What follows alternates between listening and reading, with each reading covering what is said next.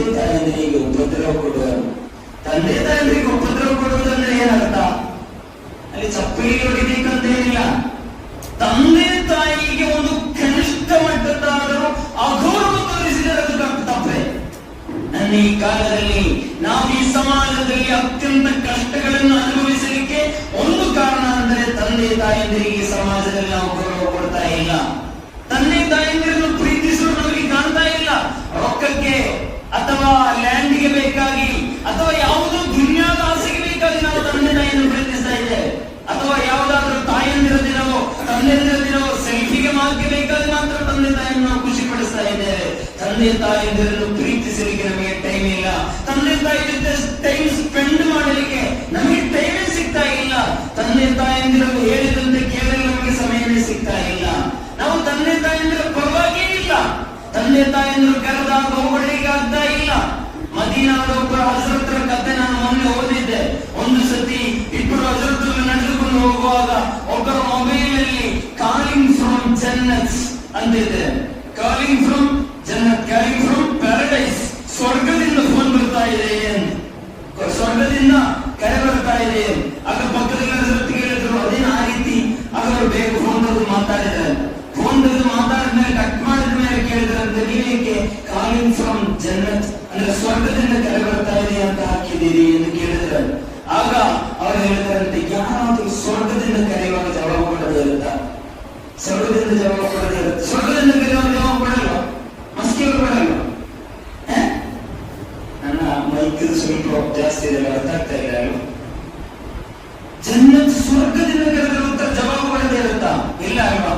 ಅದಕ್ಕೆ ನನ್ನ ತಾಯಿಯ ಹೆಸರನ್ನು ನಾನು ಕಾಲಿಂಗ್ ಫ್ರಮ್ ಜನ್ನತ್ ಅಂತ ಹಾಕಿದ್ದೇನೆ. ತಾಯಿ ಫೇಮಸ್ ಫೋನ್ ಬರುವಾಗ ಸ್ವರ್ಗದಿಂದ ಬರ್ತದೆ, ನಾನು ಬೇಗನೆ ಮಾತನಾಡಿ ಬಿಟ್ಟಿದ್ದೇನೆ. ಅದಕ್ಕೆ ಹೇಳಿದಾಗ ನಾನು ಕೂಡ ಅದನ್ನ ಫೀಲ್ ಮಾಡಿಬಿಟ್ಟಿದ್ದೇನೆ. ನೀವು ಕೂಡ ಮಾಡಬಹುದು. ಸ್ವರ್ಗದಿಂದ ಕರೀತಾ ಇದ್ದು ಸ್ವರ್ಗದಿಂದನೇ ಕರೀತಾ ಇರೋದು. ನನ್ನ ಇಮಾನ್ದಾರಿಗಳೇ, ತಂದೆ ತಾಯಿಯನ್ನು ಗೌರವಿಸಲು ನಾವು ಕರಿಬೇಕು. ಎಷ್ಟೊಂದು ಕಷ್ಟಪಡ್ತಿದ್ದಾರೆ ತಂದೆ ತಾಯಿಯನ್ನು ನಮಗೆ ಬೇಕಾಗಿ.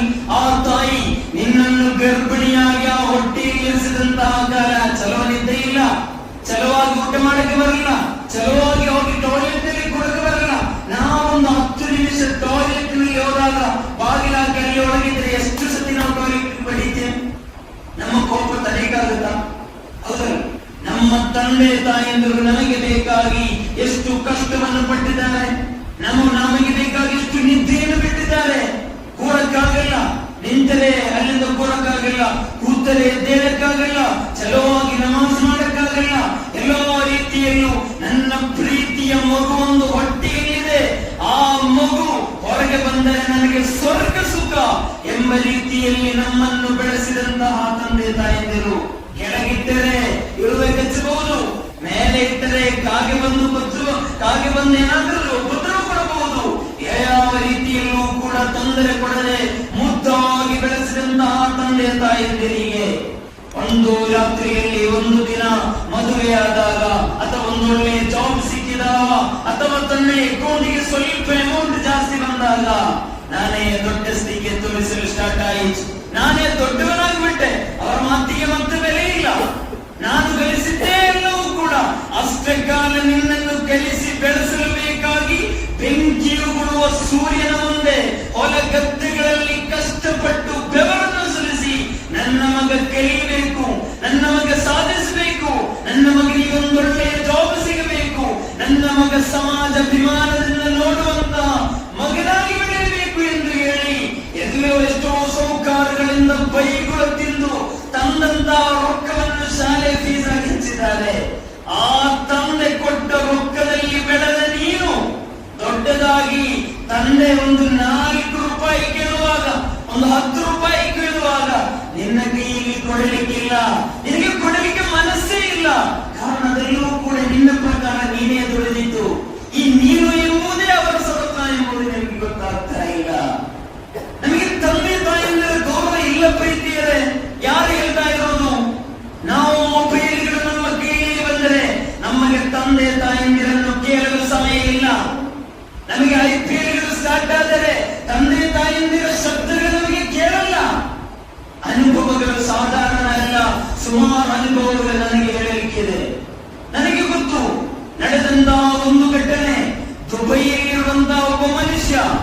ತನ್ನ ಹೆಂಡತಿ ಮತ್ತು ಮಗಳೊಂದಿಗೆ ಊರಿನಲ್ಲಿ ಚಲುವಾಗಿದ್ರು. ಇರುವುದೊಂದೇ ಒಂದು ಮಗಳು. ಆ ಮಗಳಿಗೆ MBBS ಕಲಿಸಿ ಒಂದು ಡಾಕ್ಟರ್ ಆಗಿಸಬೇಕು ಎಂಬ ತಂದೆ ದುಬೈನಲ್ಲಿ 6 ವರ್ಷಗಳ ಕಾಲ ಒಂದು ಸತಿಯೂ ಕೂಡ ಊರಿಗೆ ಬರದೆ ಅಲ್ಲೇ ದುಡಿದರು. ದುಬೈಯ ಒಂದು ತೀಕ್ಷ್ಣವಾದಂತಹ ಸೂರ್ಯನ ಆ ಒಂದು ತೀಕ್ಷ್ಣವಾದಂತಹ ಕಿರಣಗಳು ಬೀರುವಂತಹ ಆ ಚಲೋ ಬಿಸಿಲಿನಲ್ಲಿಯೂ ಕೂಡ ದುಡಿಯುವಾಗ ಕಷ್ಟಪಡುವಾಗ ಅವರ ಮನಸ್ಸಿನಲ್ಲಿ ಒಂದು ಆಲೋಚನೆ, ದುಡ್ಡು ಮನೆಗೆ ತಲುಪಿಯಾಗಬೇಕು, ನನ್ನ ಮಗಳು ಕೈಲಿಕ್ಕಿರೋದು. ದೊಡ್ಡ ಮನೆಯನ್ನು ಕಟ್ಟಿದರು. ಮನೆಯ ಮೇಲಿನ ಅಂತಸ್ತಿನಲ್ಲಿ ಮಗಳಿಗಾಗಿ ಸ್ಪೆಷಲ್ ರೂಮ್ ಮಾಡಿದರು. ಅಲ್ಲಿ ಇಂಟರ್ನೆಟ್ ಸರ್ವಿಸ್ ಕೊಡಲಾಯಿತು.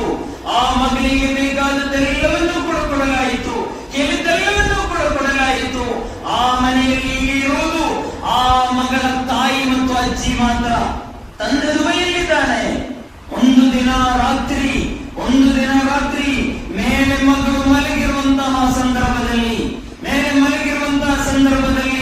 ರಾತ್ರಿ 12 ಗಂಟೆಯ ನಂತರ ಮಗಳೇ ಒಂದು ಸತಿ ಈ ಕಡೆ ಬರ್ತೀಯಾ ಎಂದು ಕೇಳುವಾಗ ಅಜ್ಜಿ ನಾರ್ಮಲ್ ಆಗಿ ಕಲಿತಾ ಇರ್ತಾಳೆ. ಅಜ್ಜಿ ನಾರ್ಮಲ್ ಆಗಿ ಕಿರಿಕಿರಿ ಹಚ್ತಾ ಇರ್ತಾಳೆ ಎಂದು ಬಾಗಿಲನ್ನು ಹಚ್ಚಿ ಅಲ್ಲೇ ಆ ಹುಡುಗಿ ಮಲಗ್ತಾಳೆ. ನಂತರ ಬೆಳಿಗ್ಗೆ 8-9 ಗಂಟೆಗೆ ಚಲುವಾಗಿ ಮೇಕಪ್ ಮಾಡಿ ಒಳ್ಳೆ ಡ್ರೆಸ್ ಎಲ್ಲ ಹಾಕಿ ಅವಳು ಕಾಲೇಜಿಗೆ ಹೋಗ್ತಾಳೆ. ಕಾಲೇಜಿಗೆ ಹೋಗಿ 10-11 ಗಂಟೆ ಆಗುವಾಗ ಪ್ರಿನ್ಸಿಪಾಲ್ ಕ್ಲಾಸಿಗೆ ಬಂದು ಆ ಮಗಳಿಗೆ ನಿನಗೆ ಅರ್ಜೆಂಟ್ ಆಗಿ ಮನೆಯಿಂದ ಫೋನ್ ಬಂದಿದೆ, ವಾಪಸ್ ಹೋಗ್ಬೇಕು ಎಂದು ಹೇಳುವಾಗ ಇವಳ ಮನಸ್ಸಿನಲ್ಲಿ ತಕ್ಷಣ ಬಂದು ನಿನ್ನೆ ರಾತ್ರಿ ಅಜ್ಜಿ ನನ್ನನ್ನು ಕರೆದಿದ್ದಾರೆ, ಮಗಳೇ ನೀರನ್ನು ಕೊಡು ಎಂದು ಕೇಳಿದ. ಏನು ಮಗಳೇ ನೀರನ್ನು ಕೊಡು ಎಂದು ಕೇಳಿದ್ದಾರೆ. ಅಜ್ಜಿ ಮೋಸ್ಟ್ಲಿ ಅಜ್ಜಿ ನಿಧನರಾಗಬೇಕು, ಸತ್ತಿರಬಹುದು, ನಿಧನರಾಗಿರಬಹುದು ಎಂಬ ಒಂದು ಊರಿನೊಂದಿಗೆ ಅವಳು ಮನೆಗೆ ಬರ್ತಾ ಇದ್ದಾಳೆ. ಮನೆಗೆ ಬಂದು ತನ್ನ ಮನೆಯ ಬಾಗಿಲಿನ ಮೂಲಕ ಪ್ರವೇಶಿಸಿ ಒಳಗೆ ನೋಡುವಾಗ ಅಲ್ಲಿ ಶವವಾಗಿ ಬಿದ್ದಿರುವುದು, ಮೈಯತ್ತಾಗಿ ಬಿದ್ದಿರುವುದು ಅಜ್ಜಿಯಲ್ಲ, ಇವಳ ಪ್ರೀತಿಯ ತಾಯಿಯಾಗಿತ್ತು. ಆ ತಾಯಿಯ ಮುಖವನ್ನು ನೋಡುವಾಗ ಅಲ್ಲೇ ಮೂರ್ಛೆ ಹೊಂದಿ ಅಲ್ಲೇ ತಲೆ ಚಕ್ರವಾಳದಲ್ಲಿ ಬೀಳ್ತಾಳೆ. ನಂತರ ಎದ್ದೇಳುವಾಗ ಮಾನಸಿಕವಾದಂತಹ ಮಿತಿಯನ್ನು ಕಳೆದುಕೊಂಡು ಇವಳು ಹೇಳಕ್ಕೆ ಸ್ಟಾರ್ಟ್ ಮಾಡ್ತಾ ಇದ್ದಾಳೆ, ಮಗಳೇ ನೀರು ಕೊಡು. ಈಗಲೂ ಕೂಡ ಎಷ್ಟು ಲಕ್ಷ ಖರ್ಚಾದರೂ ಕೂಡ ಈಗಲೂ ಕೂಡ ಈ ಮಗಳು ರಾತ್ರಿಯಲ್ಲಿ ನಿಂತು ಮಗಳೇ ನೀರು ಕೊಡು ಅಂತ ಹೇಳ್ತಿದ್ದಾಳೆ. ಕೊನೆಗೆ ಲಕ್ಷಗಟ್ಟಲೆ ಕೋಟಿಗಟ್ಟಲೆ ಕಲಿತು ಪಡೆದಂತಹ ವಿದ್ಯಾಭ್ಯಾಸ ಈ ಮಗಳಿಗೆ ಕೊಟ್ಟಿರುವಂತಹ ಪೊಸಿಷನ್ ಇದೆ. ನಮ್ಮ ತಂದೆ ತಾಯಿಗಳ ಬಗ್ಗೆ ಯೋಚನೆ ಮಾಡಬೇಕು ಪ್ರೀತಿಯರೇ. ತಂದೆ ತಾಯಿ ಇಲ್ಲ ಅಂದ್ರೆ ಮತ್ತೇನಿದೆ? ಮನೆಯಲ್ಲಿ ಒಂದು ತಾಯಿ ಇಲ್ಲ. ಹೋಗುವಾಗ ಮನೆಯಿಂದ ವಿಚಾರಿಸುವಾಗ ಅಪ್ಪ ಅಂದ್ರೆ ಆಕಾಶ ಅಂತ ಹೇಳಿದ ಪುಸ್ತಕ ಇದೆ ಕನ್ನಡದಲ್ಲಿ, ಅದು ಓದಬೇಕು. ಮಣಿಕಾಂತ್ ಬರೆದಂತ ಇನ್ನೊಂದು ಪುಸ್ತಕ ಅವರು ಬರೆದಿದ್ದಾರೆ, ಅಮ್ಮ ಹೇಳಿದಂತ 7 ಸುಳ್ಳುಗಳು ಅಂತೇಳಿ. ಅದು ಕೂಡ ಚಲೋ. ಆಡದೆ ಆ ಪುಸ್ತಕವನ್ನು ಹೇಳಕ್ಕಾಗಲ್ಲ, ಅಷ್ಟು ಚಲೋವಾಗಿ ಬರೆದಿದ್ದಾರೆ. ಅವರು ಓದ್ಬೇಕು. ಬೆಸ್ಟ್ ಸೆಲ್ಲರ್, ಕನ್ನಡದಲ್ಲಿ ಬೆಸ್ಟ್ ಸೆಲ್ಲರ್ ಪುಸ್ತಕ. ಅದರಲ್ಲಿ ಸುಮಾರು ಕಥೆಗಳಂತದ್ದು ವಿಷಯಗಳಲ್ಲಿ ಹೇಳ್ತಿದ್ದಾರೆ. ತಾಯಿ, ನಾವು ಮನೆಗೆ ವಾಪಸ್ ಹೋಗುವಾಗ ತಾಯಿ ಇಲ್ಲ ಅಂದ್ರೆ ಮತ್ತೆ ಏನಲ್ಲಿ ಪ್ರಯೋಜನ? ದೊಡ್ಡ ಲೈಟ್ ಸಿಸ್ಟಮ್ ಎಲ್ಲ ಲೈಟ್ಗಳು ತಾಯಿಯ ಲೈಟ್ ನಮ್ಮದು ಸಮಾನ ಅಲ್ಲ. ಮನೆಯಲ್ಲಿ ಹೋಗಿ ಕಷ್ಟ ಬರುವಾಗ ಅಮ್ಮ ಅಂತ ಕರೆಯಲು ಒಂದು ಜೀವ ನನ್ನ ಮನೆಯಲ್ಲಿ ಇಲ್ಲ ಅಂದ್ರೆ ಆ ಮನೆಯನ್ನು ಮನೆ ಅಂತ ಹೇಳಕ್ಕಾಗಲ್ಲ ಪ್ರೀತಿಯರೇ. ತಾಯಿ ಹೋಗ್ಬೇಕಾದ ತಾಯಿ ಗೊತ್ತಾಗುತ್ತೆ ಬೆಲೆ. 2 ಕಣ್ಣುಗಳು ತಂದೆ ತಾಯಿಗೆ ಸಮಾನ, 2 ಕಾಲುಗಳು ತಂದೆ ತಾಯಿಗೆ ಸಮಾನ, 2 ಕೈ ಕಾಲುಗಳು ತಂದೆ ತಾಯಿಗೆ ಸಮಾನ. ನಮ್ಗೆ ನಮ್ಮ ಹೆಂಡತಿ 4 ಕಿಸಿಮಿಸಿ ಮಾತುಗಳು ಪಿಲ್ಲೋದಲ್ಲಿ ಹೇಳಿಕೊಡುವಾಗ ತಂದೆ ಬೆಲೆ ಗೊತ್ತಾಗ್ತಾ ಇಲ್ಲ, ತಾಯಿಯ ಬೆಲೆ ಗೊತ್ತಾಗ್ತಾ ಇಲ್ಲ. ಹೆಂಡತಿಯ ಮಾತನ್ನು ಕೇಳಿ ತಂದೆ ತಾಯಿಯಂದಿರಿಗೆ ಬೈಗಳು ಹಾಕಿದ್ದರೆ ಈ ರಾತ್ರಿಯಲ್ಲಿ ಹೋಗಿ ಅವರೊಂದಿಗೆ ನಾವು ಕ್ಷಮೆಯನ್ನು ಕೇಳಬೇಕು. ವಫಾತಾಗಿದ್ದರೆ ಆ ಕಬರಸ್ಥಾನದಲ್ಲಿ ಕೇಳಬೇಕು, ತಂದೆ ತಾಯಿಗೆ ಕೇಳಬೇಕು. ಅದೇನ್ ಮಾಡುವುದು? ನಾವೇನು ಸಾಧಿಸ್ತೇವೆ? ಏನು ಸಾಧಿಸಿದ್ದೇವೆ?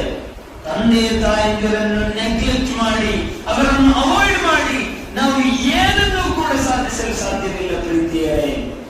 ತಂದೆ ತಾಯಂದಿರಿಗೆ ಬೆಲೆ ಕೊಡದಂತಹ ಸಮಾಜ ಯಾವತ್ತೂ ಕೂಡ ಅಭಿವೃದ್ಧಿ ಪಥದಲ್ಲಿ ಸಾಗುವುದಿಲ್ಲ. ನೂರಾರು ಸ್ವಹಾವಿಗಳ ಕಾಲದ ಕಥೆಗಳನ್ನೇ ಹೇಳಲಿಕ್ಕಿದೆ. ತಂದೆಯ ಮುಂದೆ ಧ್ವನಿಯೇರಿಸಿ, ತಾಯಿಯ ಮುಂದೆ ಧ್ವನಿಯೇರಿಸಿ, ತಂದೆ ಈಗಲೂ ಕೂಡ ಹಳೆಯ ಮಂಚವನ್ನು ಸುತ್ತಿರ್ತಾನೆ, ಮಗ ಒಳ್ಳೆಯ ಕೋರ್ಟ್ನಲ್ಲಿ. ಆಗ ತಂದೆಯನ್ನು ಪರಿಚಯ ಮಾಡಲಿಕ್ಕೆ ನಾಚಿಕೆ. ತಂದೆ ಈಗಲೂ ಕೂಡ ರೈತನ ವೇಷದಲ್ಲಿದ್ದಾನೆ, ನಾನಾದ್ರೂ ಸೋಟು ಕೂಟಲಾಗಿದ್ದಾನೆ. ತಂದೆ ಹೋಗಬೇಕಾಗ ಗೊತ್ತಾಗುತ್ತೆ ತಂದೆಯ ಬೆಲೆ. ಆದ್ದರಿಂದ ಅಲ್ಲಾಹು ಸುಬ್ಹಾನಹು ವ ತಆಲಾ ನಮ್ಮಿಂದ ಮರಣ ಹೊಂದಿದಂತ ತಂದೆ ತಾಯಿಗಳ ಪರಲೋಕವನ್ನು ಅಲ್ಲಾಹು ಸ್ವರ್ಗಗೊಳಿಸಲಿ. ಜೀವಿಸಿರುವಂತಹ ತಂದೆ ತಾಯಿಗಳನ್ನು ಮರಣದವರೆಗೆ ಸೇವೆ ಮಾಡಲು ಅಲ್ಲಾಹು ತೌಫೀಕನ್ನು ಕೊಡಲಿ. ಪ್ರೀತಿಯರೇ, ಅವರು ಕೇಳಿದರೆ ಎಷ್ಟು ಕೊಟ್ಟರೂ ಕೂಡ ನಮಗೆ ನಷ್ಟ ಆಗುವುದಿಲ್ಲ. ಅವರು 100 ರೂಪಾಯಿ ಕೇಳಿದರೆ ನಾವು 200 ರೂಪಾಯಿ ಕೊಡ್ಲಿಕ್ಕೆ ನಾವು ರೆಡಿ ಆಗಬೇಕು. ಅದರಲ್ಲಿ ನೀವು ಸಾಲ ಮಾಡಿದ್ರು ಕೂಡ ತೊಂದರೆ ಆಗುವುದಿಲ್ಲ. ಆ ಸಾಲ ಮಾಡುವುದು ಕೂಡ ತಂದೆ ತಾಯಿಯ ಖುಷಿಗೆ ಬೇಕಾಗಿ. ನೀವೇನೇ ಒಂದು ಮಾಡುವಾಗ ಆ ತಂದೆ ತಾಯಿಯಷ್ಟು ಸಂತೋಷ ಪಡುವರು ದುನಿಯಾದಲ್ಲಿ ಯಾರೂ ಕೂಡ ಇರಲ್ಲ. ಅದು ನಿಮ್ಮ ಮಿತ್ರರಾದರೂ ಕೂಡ ಅದರಲ್ಲೂ ಕೂಡ ಏನಾದರೂ ಲಾಭಗಳಿರುತ್ತೆ, ತಂದೆ ತಾಯಿ ಲಾಭವನ್ನು ಪಡೆಯುವುದಿಲ್ಲ. ಆ ಒಂದು ನಿಷ್ಕಳಂಕವಾದ ಪ್ರಾರ್ಥನೆಗೆ ಅವರು ಏನನ್ನು ಕೂಡ ಬಯಸುವುದಿಲ್ಲ. ತಂದೆ ತಾಯಿಯರಿಗೆ ಉಪದ್ರವ ಕೊಟ್ಟವನ ದುಆ ಈ ರಾತ್ರಿಯನ್ನೆಲ್ಲ ದುನಿಯಾದ ಎಲ್ಲ ರಾತ್ರಿಯಲ್ಲೂ ಸುಜೂದಿನಲ್ಲಿ ಮಲಗಿದ್ದರೂ ಕೂಡ ಆ ದುಆ ಕಬೂಲಾಗುವುದಿಲ್ಲ. ತಂದೆಯಲ್ವ ತಪ್ಪು ಮಾಡಿದ್ದು, ತಾಯಿಯಲ್ವ ತಪ್ಪು ಮಾಡಿದ್ದು, ಅದು ಹೇಳುವ ಅಧಿಕಾರವೇ ನಮಗಿಲ್ಲ. ಅದು ಹೇಳುವ ಅಧಿಕಾರವೇ ನಮಗಿಲ್ಲ. ಮತ್ತೆ ಅದು ಹೇಳು. ತಂದೆ ತಾಯಂದಿರಿಗೆ ಮಾತನಾಡದಂತ ನೌಜವಾನಗಳಿದ್ದಾರೆ, 1 ವರ್ಷದಿಂದ ಮಾತನಾಡಿಲ್ಲ ಅಂತ ನಾಚಿಕೆ ಮರ್ಯಾದೆ ಇದೆ ಅವನಿಗೆ. ಸ್ವಂತ ಏನಂತ ಹೇಳಿ ನಮ್ಗೆ ವರ್ಷಗಳೇ ಬರ್ತಾ ಇಲ್ಲ. ಸ್ವಂತ ತಂದೆ ತಾಯಿಗೆ ಮಾತನಾಡಿ ಒಂದು ದಿನದಲ್ಲಿ ನಿನಗೆ ಆ ಮುಖವನ್ನು ನೋಡಲು, ಅವರೊಂದಿಗೆ ಮಾತನಾಡಲು ನಿನಗೆ ಟೈಮ್ ಸಿಗ್ತಾ ಇಲ್ಲ ಅಂದ್ರೆ ಈ ಭೂಮಿಯ ಮೇಲೆ ದೊಡ್ಡ ಭಾರ ಯಾವುದು ಅಂತ ಹೇಳಿದ್ರೆ ನೀನೇ.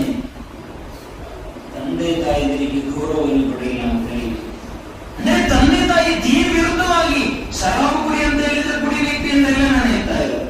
ದೀನ್ ವಿರುದ್ಧವಾಗಿ ನೀನು ನಮಾಜಿಗೆ ಹೋಗ್ಬೇಡ ಅಂತ ಹೇಳಿದ್ರೆ ನಮಾಜಿಗೆ ಹೋಗದೇ ಇರೋದು ಅದಲ್ಲ. ಆ ರೀತಿ ತಂದೆ ತಾಯಿಂದರು ಕೂಡ ಹೇಳ್ಬಾರ್ದು. ತಂದೆ ತಾಯಿಂದರು